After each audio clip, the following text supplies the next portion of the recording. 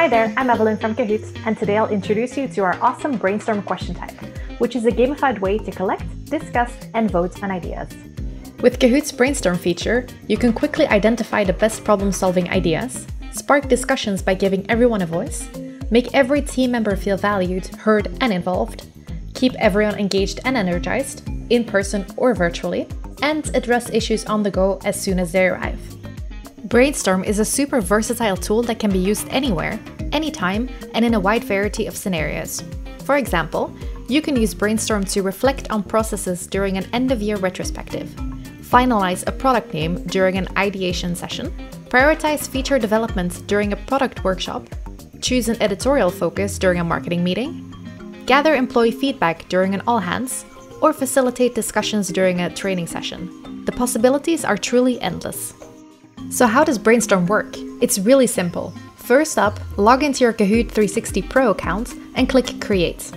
Then, either select the Brainstorm template or create your own by selecting Add Question followed by Brainstorm.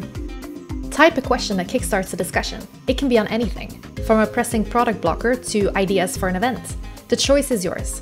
You can also change the question timer and modify the points on offer. I recommend also adding polls and word clouds to create a constant flow of discussion points. Once you're happy with the Kahoot, it's time to host it, either in person or virtually. Participants have between 30 seconds and 4 minutes to submit 3 ideas, depending on the timer you set. The submitted ideas appear on the shared screen. When all the ideas are displayed, start discussing and grouping similar ideas. There is no time limit on the discussion, meaning you can really dive into the details. Then it's time to vote. Participants individually vote for their favorite ideas, with the top 3 receiving points. Make sure to check out the Kahoot report to review the ideas. You can also download the report to share with stakeholders.